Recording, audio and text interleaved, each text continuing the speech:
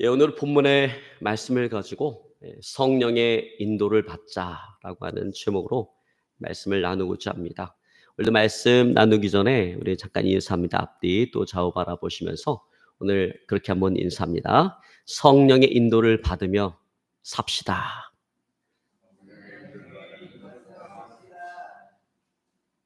아멘. 여러분, 우리가 성령의 인도를 받으며 살아간다라고 하는 것은요, 우리 신앙생활에 있어서 대단히 중요한 일입니다. 왜냐하면 우리가 성령의 인도를 받을 때 우리는 우리를 향한 하나님의 계획과 목적을 이루게 되기 때문에 그래요. 성령의 인도를 받을 때 우리가 영적 전쟁에서 승리할 수가 있습니다. 성령의 인도를 받을 때 하나님께서 예비하신 축복의 자리에 설 수가 있습니다. 여러분, 그러므로 성령의 인도를 받으며 살아가시는 저와 여러분의 삶이 되어질 수 있기를 오늘 이 시간 주로 축원합니다. 어느 목사님이 목회가 너무나 힘들고 목회가 한계에 부딪혀서 인생의 방향을 바꾸는 문제로 고민을 하며 기도를 하게 됐습니다. 주님, 저는 초조합니다. 내가 무엇을 해야 될까요? 주님께서 나를 어디로 이끄시든지 저는 상관없습니다. 다만 제 인생을 향한 하나님의 계획을 알기를 원합니다. 5년, 아니 10년, 가능하면 15년을 사는 동안 내가 해야 할 일을 보여주시고 내 인생 전 과정에 대한 하나님의 계획을 보여주십시오. 이렇게 기도를 했습니다. 이렇게 기도를 하다가 어느 주일 저녁에 갑자기 그 마음속에 들려오는 내면의 음성을 듣게 되었습니다.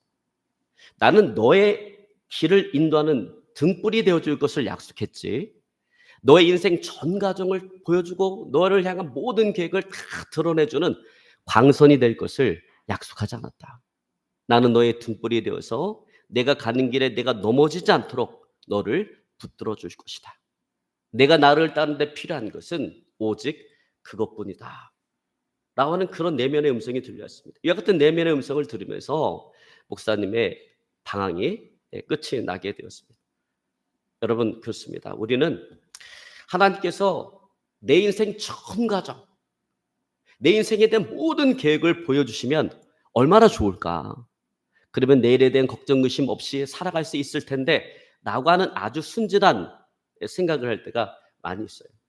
그러나 여러분, 사실적으로 만약에 하나님께서 우리 인생의 전 과정을 다 보여주시고 우리를 향한 모든 계획을 다 보여주시면 우리는 그 길을 감당할 수가 없습니다. 아마 도망치고 싶을 거예요. 왜냐하면 현재 내가 가지고 있는 너무나 작고 연약한 믿음으로는 나에게 다가오는 그 시련과 연단을 감당할 수가 없기 때문에 그래요. 여러분, 하나님은 우리를 만들어가기 위해서 때로는 우리 인생의 시련과 연단을 주시잖아요. 근데 현재 내가 가지고 있는 그 연약하고 작은 그런 믿음으로는 그 다가오는 시련과 연단을 감당할 수가 없다라는 거예요. 그래서 하나님은 우리를 인도하실 때 우리 인생의 전 과정을 다 보여주고 모든 계획을 다 우리에게 보여주시고 우리를 인도하시는 것이 아니라 한 걸음 한 걸음 우리를 인도해 가신다라는 거예요. 우리의 믿음을 키워가면서 내가 감당할 만한 쯤 되면 거기에 맞게끔 우리의 발걸음을 한 걸음 한 걸음 인도해 가신다라고 하는 것입니다. 여러분, 그렇기 때문에 우리가 순간순간 하나님의 인도를 받으며 살아간다라고 하는 것은 대단히 중요한 거예요. 여러분, 순간순간 하나님의 인도를 받으며 살아갈 수 있기를 오늘 시간 주님을 축원합니다. 여러분, 킴 옥스라고 하는 한국인 이 맹인 여성이 있습니다. 그녀는 빌리 그램 목사님이 이끄시는 전도팀의 일원으로서 찬양하고 간증하는 그런 사역을 감당을 했습니다. 그런데 그녀의 간증 중에 이런 내용이 있습니다. 사람들이 앞을 보지 못하는 나를 안내할 때 앞에 장애물이 있으니까 조심하세요. 이렇게 인도를 하지. 저 200m 앞에 무엇인가 있으니까 조심하세요. 이렇게 말하지 않습니다. 앞에 물이 있으니까 옆으로 한 걸음 발을 떼세요. 앞에 계단이 있으니까 발을 높이 드세요. 이렇게 이야기를 합니다. 그들은 한 걸음 한 걸음 나에게 알려주면 나는 그 말을 믿고 한 걸음 한 걸음 인도를 받다 보면 어느덧 내가 원하는 그 목표 지점에 도달하게 되어집니다. 그런데 지금까지 하나님께서 나를 인도하신 방법이 바로 그런 방법이었습니다. 내가 앞을 보지 못하는 시각 장애를 안게 되었을 때 어떻게 살아갈지, 앞으로 살아갈 길이 너무나 막막하고 암담했지만 그럴 때마다 하나님께서는 다음 발걸음을 내디뎌야 될 자리를 나에게 알려주셨습니다. 그렇게 인도를 받다 보니까 어느덧 내 인생 전체가 하나님 인도하신 그 가운데 있게 되었고 하나님께서 의도하신 그 목표 지점을 향해서 달려가는 인생이 되었습니다 라고 이야기를 했습니다. 여러분, 그래요. 우리는 10년 뒤를 알 수가 없어요. 당연히 20년 뒤도 우리는 알 수가 없어요. 하지만 하나님은 내일이라고 하는 그 시간을 인도하셔서 내 생애 전체가 오늘 하나님께서 계획하신 그곳에 도달하게 하실 것입니다. 여러분 믿으시길 주여 축원합니다. 그러니까 여러분 걱정하지 마세요. 내 미래가 어떻게 될까? 내 10년, 20년 뒤에 어떻게 될까? 이 걱정하지 마세요. 왜냐하면 우리가 하나님께 다 맡기고 갈 때 하나님께서 우리를 부르셨을 때는요, 우리 인생에 대한 계획이 있으신 거예요. 그 계획이 있기 때문에 여러 가지 시련과 어려움을 겪어서 여기 불렀지만 그러나 계획이 있기 때문에 하나님께서는 그 계획대로 한 걸음 한 걸음 인도해 가신다라는 거예요. 미리 걱정하지 말라는 거예요. 10년 뒤에 내가 어떻게 될까? 20년 뒤에 어떻게 될까? 걱정하지 말라는 것입니다. 여러분, 그런 의미에서 우리는 매일매일 하나님의 영인 그 성령의 인도를 받으며 살아가야 되는 것입니다. 여러분, 오늘 본문 말씀 가운데 보면 무릇 하나님의 영으로 인도함을 받는 사람은 곧 하나님의 아들이라 이렇게 이야기하겠습니다. 여러분, 역으로 이야기하면 이게 무슨 얘기냐면 하나님의 아들은 하나님의 영인 성령으로 인도함을 받아야 된다라고 하는 이야기예요. 자, 그러나 문제는 어떻게 하나님의 영인 성령으로 우리가 인도함을 받을 수가 있겠는가라고 하는 것입니다. 여러분, 영국이 나온 청교도 신앙가 가운데 존 버넌이라는 사람이 있습니다. 철로역정이라고 하는 책으로 유명한 이 존 버넌 목사님이 영국 국왕의 명을 어겼다라고 하는 이유로 감옥에 갇히게 되었습니다. 그때 그 감옥을 책임지고 있는 간수장이 이 사람에게 보고하지 않고 이 사람 몰래 이 존 버넌 목사님에게 가서 사모님과 가족들을 보고 돌아오세요 라고 이야기해 줬어요. 목사님이 감사를 펴고 얼마쯤 가다가 다시 돌아왔습니다.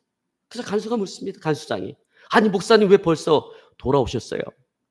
그러니까 존 버넌 목사님이 이야기합니다. 당신이 나에게 베풀어준 호의는 너무나도 고맙고 감사하지만 그러나 이 길은 성령께서 인도하는 길이 아니기 때문에 내가 돌아왔습니다. 그런데 1시간 뒤에 영국 국왕이 직접 감옥을 시찰을 하고 존 버넌 목사님을 확인하고 돌아갔습니다. 그때 간수장이 이야기합니다. 목사님께서 성령의 인도를 받아 행동하셨기 때문에 목사님도 살고 저도 살 수가 있었습니다. 앞으로는 제가 목사님에게 가라오라 하지 않겠습니다. 목사님이 성령의 인도하심을 따라 가고 싶을 때 가고 오고 싶을 때 오십시오 라고 했다는 그런 이야기가 있습니다. 여러분, 이런 이야기를 들으면 어떤 생각이 드세요? 성령의 인도함을 받는다라고 하는 것은 존 버넌 목사님처럼 어떤 특별한 사람에게 주어진 특별한 은사다라고 하는 그런 생각이 듭니다. 근데 여러분, 절대 그렇지 않다라는 거예요. 여러분, 우리가 성령의 인도를 받는다라는 것은요, 어떤 특별한 사람에게만 주어진 특별한 은사가 아니다라는 거예요. 여러분, 이것은요, 하나님의 자녀된 모든 사람에게 나타나는 아주 자연스러운 현상이다라고 하는 거예요. 여러분, 그래서 오늘 로마서 8장 14절에 무릇 하나님의 영으로 인도함을 받는 사람은 곧 하나님의 아들이라 라고 하는 이 사도 바울의 말은요, 어떤 특별한 몇 사람에게 주는 말이 아니라 모든 하나님의 자녀에게 주시는 말씀인 것입니다. 자, 그러므로 중요한 것은 하나님의 자녀인 우리가 어떻게 성령의 인도함을 받을 수가 있겠는가라고 하는 거예요. 여러분, 어느 날 막 갑자기 막 길을 가는데 하늘이 열리고 막 환상적인 체험을 해야, 그리고 난 이후에야 그 이후부터 우리가 성령의 인도함을 받을 수가 있을까요? 여러분, 그렇지 않아요. 간혹가다 간증을 들어보면 막 그런 사람 되게 많아.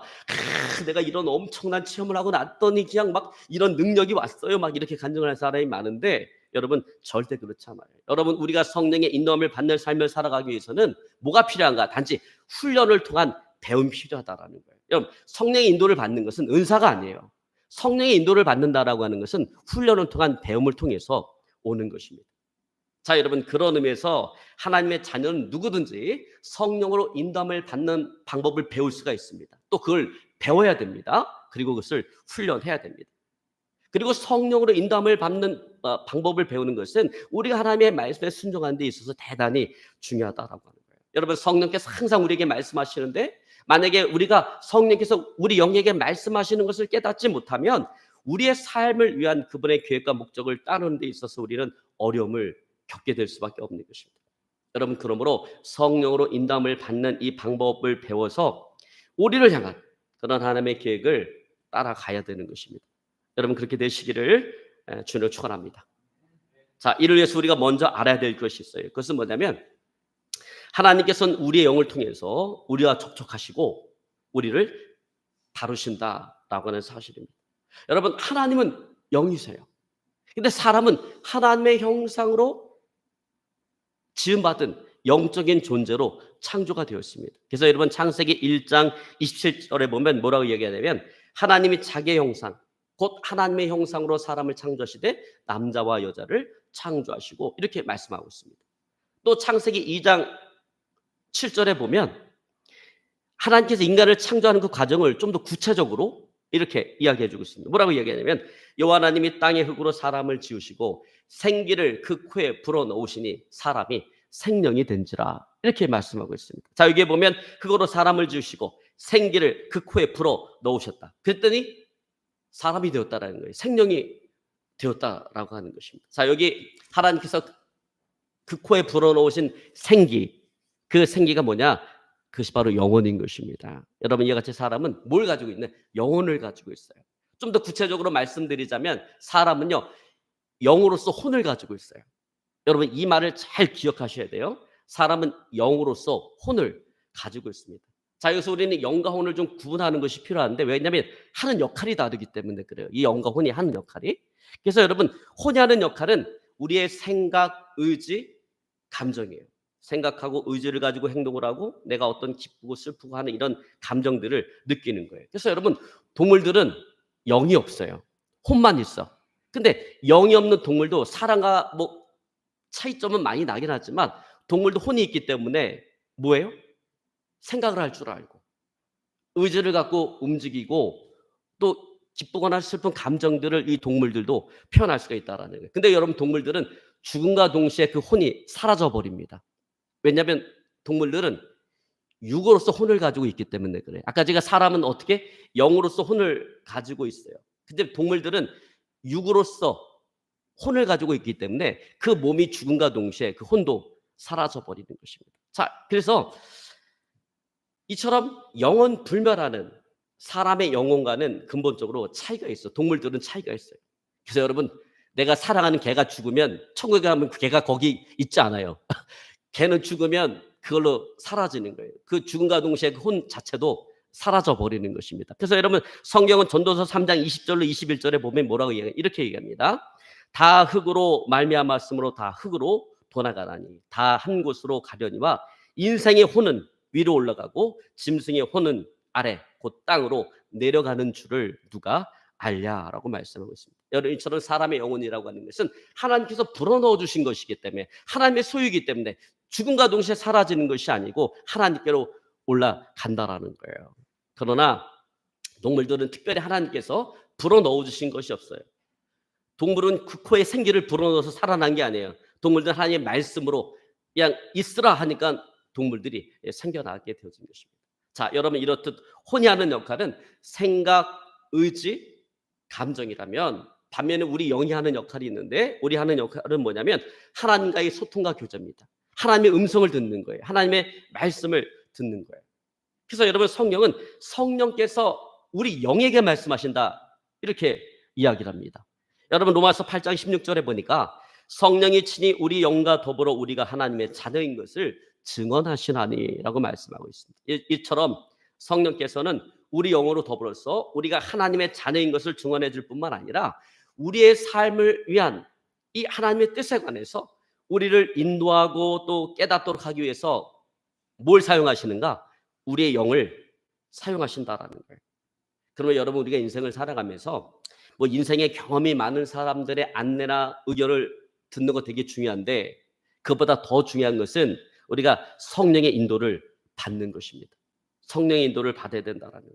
여러분 성령의 인도를 받는 저와 여러분의 삶이 되어질 수 있기를 오늘 시간 주님을 축원합니다. 자, 그렇다면 성령은 우리를 어떻게 인도할까요? 자, 첫 번째로 하나님께서 당신의 자녀를 인도하는 가장 최우선적이고 일반적인 방법이 있어요. 가장 일반적인 방법이 있는데 그것은 뭐냐면 세미한 음성이라고 불리는 내적인 음성이에요. 우리 마음의 음성입니다. 우리는 그것을 흔히 양심의 소리다 이렇게 이야기를 합니다. 여러분 아까 봤듯이 로마서 8장 16절에 내적인 음성에 대해서 말씀하십니다. 성령이 친히 우리 영으로 더불어 우리가 하나님의 자녀인 것을 증언하시나니. 자, 성령께서 내 안에 있는 영과 함께 내가 하나님의 자녀라고 하는 그 사실을 확신시켜 주신다라는 거예요. 근데 여러분 이처럼 우리의 겉사람이 음성을 가지고 있는 것처럼 제가 음성이 있기 때문에 얘기하잖아요. 근데 우리의 겉사람이 음성을 가지고 있는 것처럼 우리의 속사람, 나의 영도 음성을 가지고 있다라는 거예요. 근데 그것은 귀로 들려지는 음성이 아니라 우리 마음에 들려지는 그런 음성인 것입니다. 그래서 내 영이 이야기하는 내 영의 음성을 우리가 양심의 소리라고 이야기하는 거예요.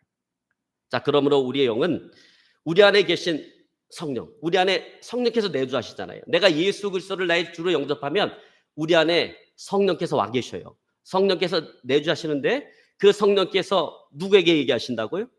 나의 영, 내 안에 있는 영에게 정보를 주면 그것을 우리 마음에 전달해 주는 것입니다. 여러분 따라서 우리 마음에 들려오는 우리 세미한 음성에 귀를 기울여야 된다라는 거예요. 여러분 그 세미한 음성을 무시하면 안 된다라는 거예요. 근데 여러분 우리가 자꾸 내 마음에 들려오는 그 소리를 무시하고 거부하다 보면 나중에 우리의 마음이 둔해져요. 둔해지고 무감각해져서 세미한 성령의 음성을 듣지를 못하게 되어진다. 그래서 하나님, 성령 하나님은 어떻게 우리를 인도하신다고요? 세미한 음성으로 인도하신다. 그래서 여러분 들어야 돼요. 내 안에 내적인 음성을 듣기 위해서 노력해야 돼요. 이거 성령께서 이렇게 인도할 것이니까 들어야 된다는 거예요. 자, 두 번째로 성령께서 우리를 인도하시는 방법은요, 권위 있는 성령의 음성입니다. 여러분 이 성령의 음성은 내 마음에 들리는 내적인 음성과는 차이가 있어요. 이 성령의 음성은 어떤 사람이 나에게 이야기하는 것처럼 아주 실감나게 나에게 들려오는 거예요. 근데 신기한 것은 뭐냐면 그 주변에 많은 사람이 있어도 다른 사람은 다 듣지를 못하는데 오직 나에게만 귀로 듣듯이 들려오는 음성인 것입니다. 여러분 성령의 대표적인 예가 사도 바울이에요. 사도 바울이 예수 믿는 사람을 핍박하기 위해서 다메섹이라고는 도시를 향해서 말을 달리고 있을 때 하늘로부터 강력한 빛이 사도 바울을 비치더니 음성이 하나님 음성이 바울에게 들려옵니다. 뭐라고 들려오면 사울아 사울아 내가 어찌하여 나를 핍박하느냐라고 하는 음성이 바울에게 들려와요. 근데 신기한 것은 바울과 함께하는 무리가 그렇게 많았음에도 불구하고 바울 외에는 아무도 이 소리를 듣지 못했다라는 것입니다. 여러분 이것이 성령의 음성이에요. 근데 여러분 이 성령의 음성은 그렇게 흔한 음성이 아니에요. 여러분 우리가 일상을 살아가면서 이건 한두 번 있을까 말까. 어떤 사람은 평생 없을 수도 있어요. 살아가면서 뭐 한두 번 우리가 이런 음성을 들을 수가 있어요. 근데 하나님께서 이렇게 성령의 음성을 통해서도 우리를 인도하신다라는 거예요. 대부분은 내적인 음성이지만 이 성령의 음성을 통해서 우리를 인도하시기도 한다라는 거예요. 여러분 실제로 제가 속한 대전 서재방에 정영곤 목사님이라는 분이 계신데 그분의 아버님이 이 성령의 음성을 듣고 예수님을 영접을 하게 되었습니다. 목사님의 가족들이 다 예수를 믿는데 아버지만 예수를 안 믿는 거예요. 근데 그도 그럴 것이 이 아버지가 아주 독실한 유학자예요. 유학자에다가 종갓집 장손으로 제사를 모셔야 돼. 그러니까 예수를 안 믿는 거예요. 그래서 아들이 목사가 된 거 되게 못마땅하고 아들이 목회하는 것에 대해서 핍박이 엄청나게 핍박을 했어요. 그래도 아버지 구원받아야 되니까 이 목사님이 아버지를 구원해달라고 간절히 기도를 하는데 그 기도한 시간이 10년이에요. 어느 날 대낮에 대청마루에서 낮잠을 자고 있는데 청천벽력 같은 음성이 딱 들려오면서 잠에서 부쩍 깨어난 거예요. 그 음성은 뭐냐면 왜 너만 예수를 믿지 않느냐. 내가 예수를 믿지 않으면 오늘 네 생명을 내가 거두어가리라. 그런 음성이 들려요. 주변을 돌려봐도 아무도 없는데 그 작은 소리도 아니고 막 잠에서 깨어날 정도로 청천벽력 같은 그 소리가 들어온 거예요. 순간 어떤 마음이 드냐면 내가 교회를 가지 않았다면 죽을 것 같은 그런 두려움이 생겨서 급시로 바로 교회를 가서 예수를 믿고 예수님을 영접하게 되었습니다. 지금 돌아가셨는데 살아계실 때 아들 목사님 목회하는데 든든한 후원자가 되어주셨습니다. 여러분 이게 바로 성령의 음성이라는 거예요. 근데 여러분 오늘날 안타깝고 참 비극적인 것은 뭐냐면 오늘 많은 그리스도인들이 오감을 통해서 평생을 살아간다라는 거예요. 내가 보고 듣고 냄새 맡고 뭐 손으로 느끼고 하는 이 오감을 가지고 평생을 살아간다라는 것입니다. 그러다 보니까 어떤 일이 벌어지는 거예요. 영적으로 귀머리가 되어져 가고 있는 거예요. 영적으로 귀가 먹어가고 있는 것입니다. 자신의 내면에 나의 영을 통해서 말씀하시는 성령의 음성을 이걸 귀를 기울이지 않다 보니까 이 영적인 귀가 막혀버리는 것입니다. 여러분 그렇습니다. 우리 인생을 위한 하나님의 계획을 따르는 데 있어서 우리가 가지고 있는 문제는 뭐냐면 우리가 마땅히 해야 될 나의 영을 훈련하는 그 일에 실패했다라는 거예요. 우리의 삶의 대부분을 우리의 영을 희생시켜가면서 우리의 이성과 지성을 발전시켜 나갑니다. 여러분 그렇게 함으로써 우리의 삶은 정신적인 영역과 육체적인 영역에 머물러 있다는 거예요. 영적인 영역에 있어서는 소경이 되어져 가고 있어요. 귀머거리가 되어져 가고 있습니다.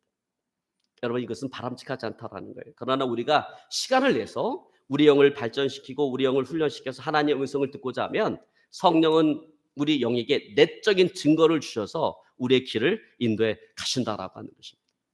여러분 믿으시기를 저는 축원합니다. 여러분 그러면 성령의 인도를 받기 위해서 그러면 구체적으로 우리가 어떻게 우리 영을 훈련시켜야 될까요? 우리 영을 훈련해야 되는데 우리 어떻게 우리 영을 훈련시킬 수 있을까? 이거 대단히 중요합니다.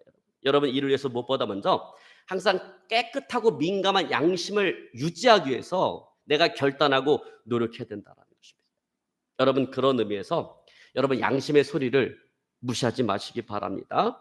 여러분 마음에 걸리는 것이 있으면 즉각적으로 회개하고 순종하는 그런 훈련을 의도적으로 해야 된다는 것입니다. 여러분 근데 만일 우리가 양심의 소리를 계속해서 무시하고 이걸 거부하다 보면 나중에는 정말 내 안에 양심이라는 것이 있는가 싶을 정도로 우리 마음이 둔해지고 무감각해진다는 거예요. 그러면 여러분 우리 양심은 더 이상 안전한 안내자가 되어줄 수 없어요. 여러분 그런 사람이 마음에 들려오는 소리를 가지고 이게 성령의 음성이야 이거 하다가는 망합니다. 망해요. 왜? 이미 마음이 망가졌기 때문에 마음에 들려오는 소리는 그게 성령의 음성이 아닐 수 있어요. 여러분 귀신도요 우리 영을 통해서 이야기합니다. 그거는 내 생각일 수도 있고요.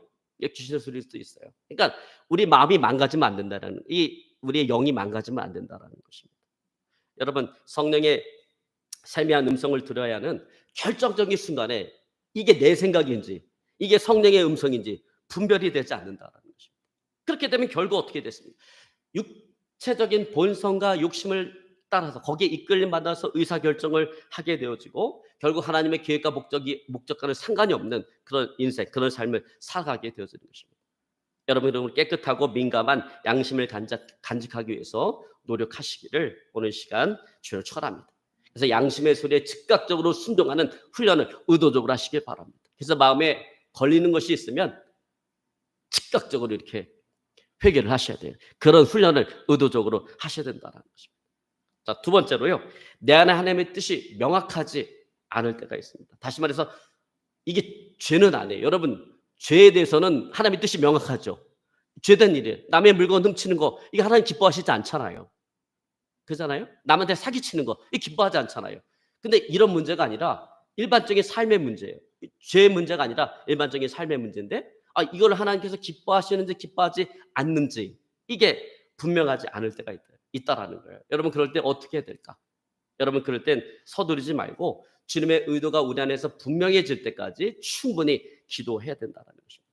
왜냐하면 우리는 문제 앞에 마음이 조급해져요. 문제가 생기면 마음이 조급해지다 보니까 이 조급한 마음에 자신의 인간적인 생각대로 따른다는 인간적인 생각을 따름으로 인해서 그 문제를 향한 하나님의 생각을 확인하는 것을 놓쳐버리게 되어진다는 것입니다. 여러분 그렇게 되어지면 문제는 더 복잡해지고 더 어려워질 수밖에 없는 것입니다. 여러분 가나안 땅에 기근이 들었을 때 아브라함이 하나님의 음성을 기다려야 되는데 하나님의 음성을 들어야 되는데 급한 마음에 자기 인간의 생각을 쫓아서 애굽으로 내려갔을 때 자기 아내 사라를 빼앗길 뻔한 그런 위기를 만나게 되었습니다. 물론 하나님 모든 것이 합력하여 선을 이루시는 하나님께서 아브라함을 그 위기로부터 구원하시고 그를 약속의 땅 가나안 땅으로 다시 데려와 주셨지만 그로 인해서 아브라함은 어땠습니까? 겪지 않아도 될 어려운 일을 겪어야만 했고 그 인생을 향한 하나님의 계획이 느려질 수밖에 없었다라는 거예요. 여러분 참으로 불행한 일인 것입니다. 여러분, 그러므로 우리가 이런 일이 생기지 않도록 우리가 할 수 있는 유일한 길은 뭐냐? 충분히 기도하는 것입니다. 우리가 하나님의 임재 앞에 오랫동안 앉아 기도하면서 우리 자신의 인간적인 감정, 생각들을 걸러내야 되는 거예요. 여러분, 그래 하나님의 음성이 들려요. 내 인간적인 생각과 감정이 가득 찬 상태에서 하나님 말씀해 주십시오. 안 돼요. 그래서 여러분, 그 간혹가다 그런 실수 많이 해요. 교회 다니시는 분들 이제 배우자, 결혼할 배우자를 놓고 막 기도해. 근데 어떤 자매가 마음에 들어. 이미 마음이 다 줬어. 마음을 다 줘버렸어. 그리고 그 사람이 기도하면 항상 음성이 어떻게 들려올까요? 너의 배우자다, 이렇게 음성이 들려옵니다. 이게 왜? 인간적인 생각, 감정이 걸러지지 않았기 때문에. 그게 있는 상태에서 성령의 음성이 들려오지 않는다라는 것입니다. 그래서 인간적인 감정, 이 생각들을 다 걸러내는 것입니다. 그리고 하나님의 생각이 나타나 있는 하나님의 말씀에 집중하는 거예요. 여러분, 이때 말씀 가운데서 내 안에 들려오는 그 내적인 음성, 그것이 성령께서 우리 영에게 말씀하시는 성령의 음성이라는 거예요. 여러분, 그것을 깨달아야 되는 것입니다. 여러분, 그러므로 하나님의 생각을 따라서 하나님의 길로 가기를 원한다면 충분히 기도하고 말씀 안에 오랫동안 머무르는 것이 너무나도 중요합니다. 여러분, 그렇게 살아가시기를 어느 시간 주를 축원합니다. 여러분, 17세 때 선천성 기형 심장병과 혈액과 관계된 불치병을 기적적으로 치료받고 난 이후에 목사가 된 케네스 해긴 목사님이 이런 말을 했습니다. 다양한 결정을 함에 있어서 하나님의 인도를 구할 때 나는 때때로 몇 주 동안 수많은 밤을 기도로 보내곤 했었습니다. 주님께서 내게 원하시는 것이 무엇인지 내 영에 분명해지기 전까지 나는 결코 기도를 멈추지 않았습니다. 기도하는 모든 기간 동안 나는 나의 영의 안테나를 바로 세워두고 기도했습니다. 그럴 때면 내 속 깊은 곳 어디에서부터인가 하나님께서 내게 원하시는 것에 대한 지식이 떠오르곤 했습니다. 하나님의 지혜와 인도는 내 속에서 모양을 갖추고 구체화되어 마침내 내 속으로 나는 어떤 방향을 선택해야 하는지 정확하게 알게 되었습니다.